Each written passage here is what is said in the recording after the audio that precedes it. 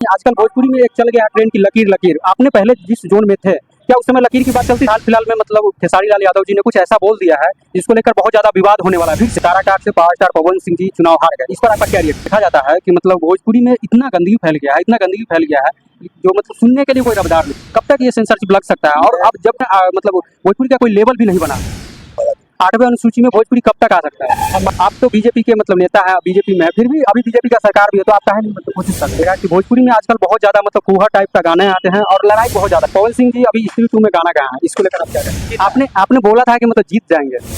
चुनाव हारने के बाद कुछ लोगों ने टीका टिप्पणी किया था कि मतलब भोटकटवा बन के रह गए। आपका एक फिल्म बहुत ज्यादा मतलब सुपर डुपर हिट हुआ था, प्यार मोहब्बत जिंदाबाद।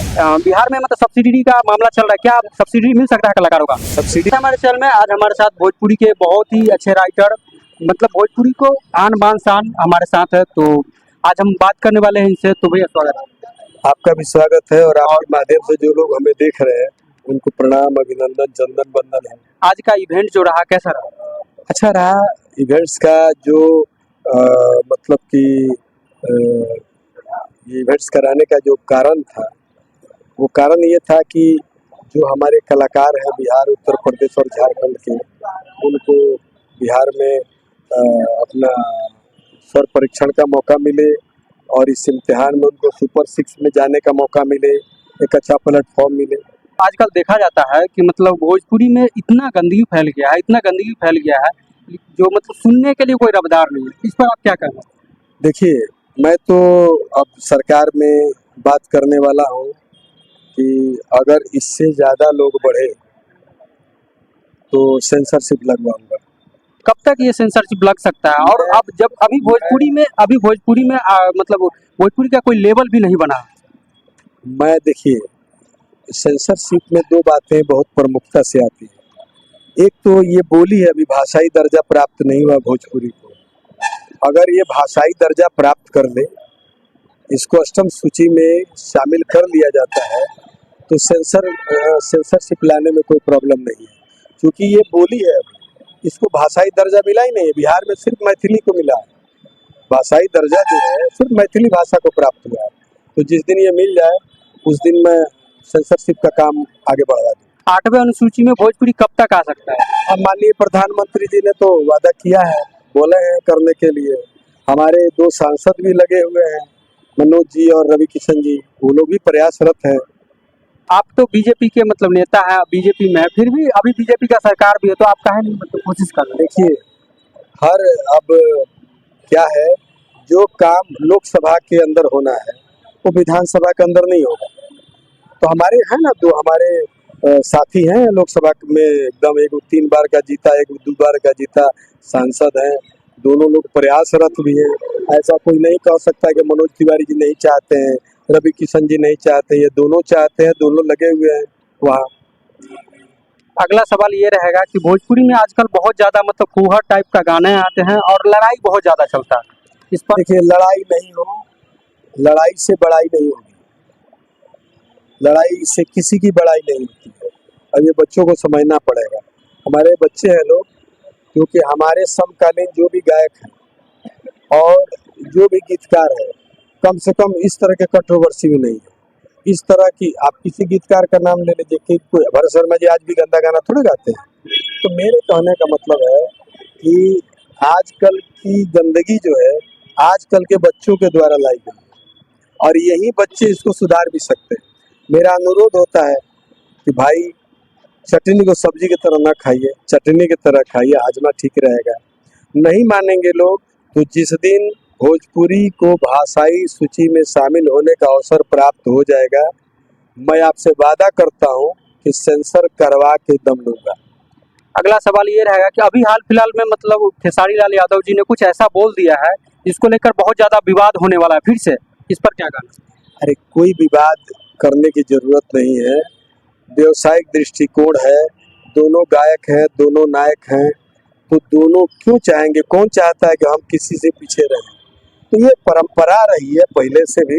लेकिन हम दोनों बच्चों को कहेंगे कि तुम लोग कंपटीशन करना है तो पद्म श्री शारदा सिन्हा जी से करो, पद्म विभूषण, पद्म विभूषण, पद्म भूषण, ऐसे सम्मानों से सम्मानित शारदा सिन्हा जी ने एक लकीर खींची, वो लकीर है कहे तो से सजना, फिल्म का नाम है मैंने प्यार किया। उससे बड़ा गाना, उससे बड़ा बैनर, उससे बड़ी लकीर खींचने का काम करिए, आपस में सांड भैंसा की तरह लड़ने की जरूरत है। पवन सिंह जी अभी स्त्री 2 में गाना गाया है, इसको लेकर आप क्या कहें? हाँ? पवन सिंह जी स्त्री 2 फिल्म में गाना गाया है। मैं तो सारा विवाद तो वहीं से शुरू हुआ है कि पवन सिंह को यशराज फिल्म क्यों मिल गई। तो एक बात हम कह रहे हैं, आदमी किसी चीज से लड़ सकता है, किसी की तकदीर और किस्मत से नहीं लड़ सकता। नहीं, आजकल भोजपुरी में एक चल गया है ट्रेंड की लकीर लकीर। आपने पहले जिस जोन में थे, क्या उस समय लकीर की बात चलती थी? हम लोग के समय में नहीं चलती थी। हम लोग के समय में ये चैनल यूट्यूब या क्या क्या सोशल मीडिया नहीं होता था, है ना। इस तरह की लड़ाई किसी इंडस्ट्री में नहीं है। तमिल हो, तेलुगु हो, उड़िया हो, मलयालम हो, मराठी हो, आपको भोजपुरी हो, हिंदी हो, छत्तीसगढ़ी हो, है ना, सिर्फ भोजपुरी में है। और इन बच्चों को भोजपुरी की शुद्धता का ध्यान रखना चाहिए, भोजपुरी के विकास का ध्यान रखना चाहिए। आप अच्छे कलाकार हैं तो आप ही से उम्मीद है, जो कलाकार अच्छे नहीं है उनसे क्या उम्मीद करेगा आदमी।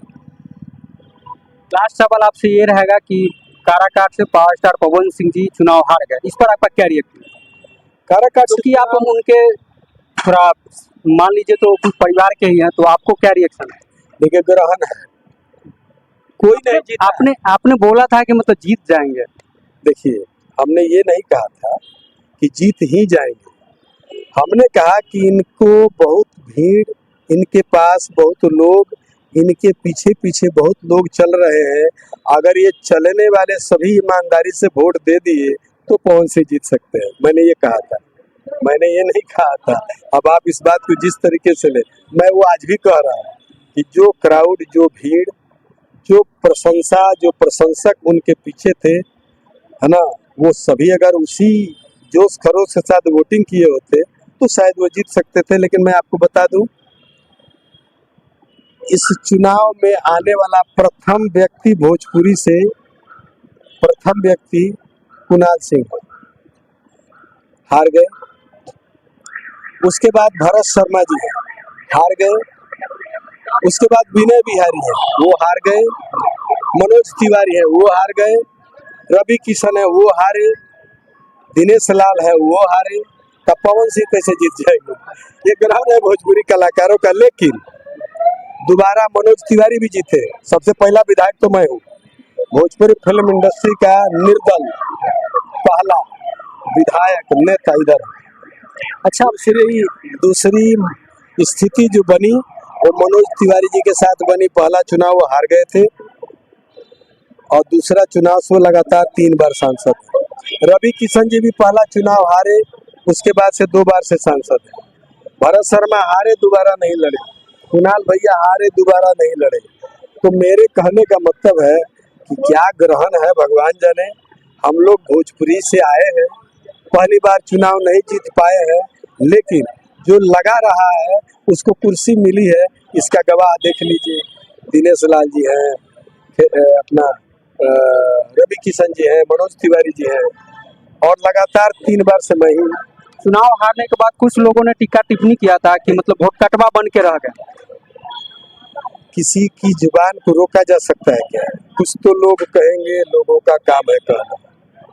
लोग को आप कहने से नहीं रोक सकते। मेरे बारे में भी बोलता है, मैं बहुत अच्छा हूँ, लेकिन बहुत लोग हैं मुझे गाली देते हैं, तो क्या हो गया उससे? हो सकता है कोई मेरा काम उनको पसंद नहीं हो सकता है कि कोई मेरा व्यवहार उनको अच्छा नहीं लगे, या हो सकता है जाति धर्म के नाम पे मेरा बहिष्कार हो, पार्टी के नाम पर मेरा बहिष्कार हो।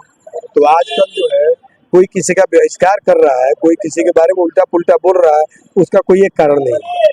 आपका एक फिल्म बहुत ज्यादा मतलब सुपर डुपर हिट हुआ था, प्यार मोहब्बत जिंदाबाद। उसके बाद मतलब कोई नेक्स्ट उस लेवल का अभी फिल्म नहीं है, आगे का कोई प्रोजेक्ट है जो आने वाला है फिल्म का? हाँ, फिल्म बनाएंगे और एक फिल्म बन के तैयार है, लोहा सिंह सरकार, वो रिलीज होगी इस साल।